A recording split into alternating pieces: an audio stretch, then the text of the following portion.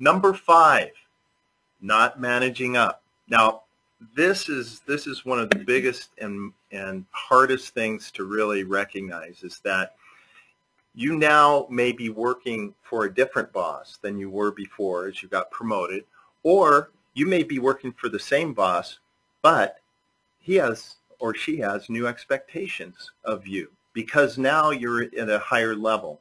They're expecting more out of you. And you may not make that judgment. You may be working off of your own set of assumptions. And so one of the things that we suggest is that when you get into this newly promoted position, one of the first things that you have to do is to set up, number 1, a meeting with your boss to really root out what are the expectations. How do you want to work? And after you set up that meeting, really think about some important questions that you need to ask your boss. For example, on the tactical side, how do you like me to report? How do you like to communicate? Do you like it over email? Do you like it over voicemail? Do you want face-to-face as much as possible? What kind of reports are you expecting, etc., right? And then, is there anything, for example, you could ask a question like, is there anything that I should know as far as what additional expectations you have of me, right? What are you expecting at this new level? Right. I was a senior manager. Now I'm a director. What is expected? Yeah, and about the organization also. The more landscape they can give you. Exactly. About where the difficulties are in the company and organization. Right. So now you're kind of getting aligned with your boss. What are your what are the key priorities? I think they're this based upon what you told me, but I'd really like to know, am I on it? Okay.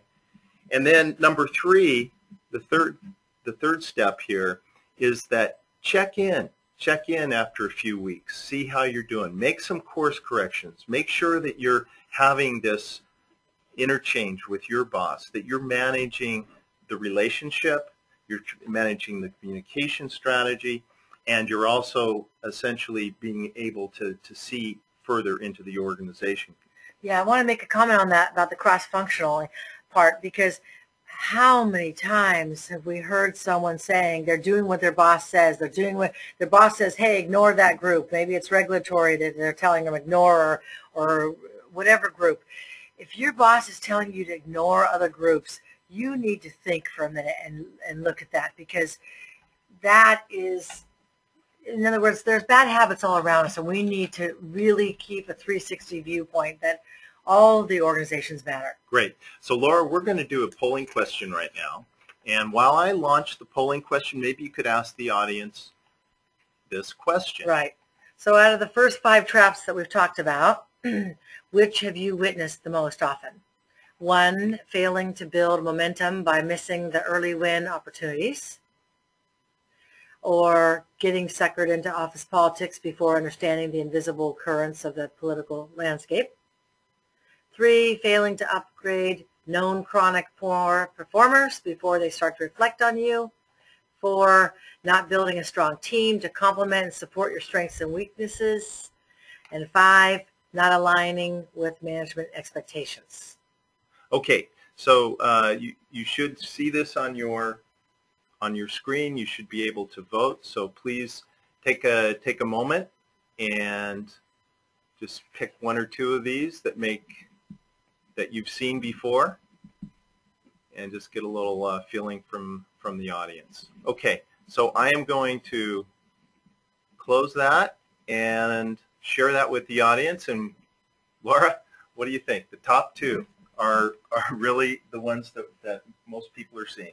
Right. So failing to build momentum by missing the early wins. Right. It's like, and the way to look at the early wins is just what are the pain points or problems to be solved immediately. Right.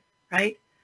And what are the biggest opportunities? What are the most important things? Right. So then the second one, getting suckered into office politics, that is so easy and so common, right?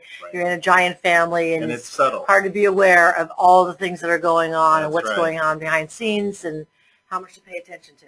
Okay, great.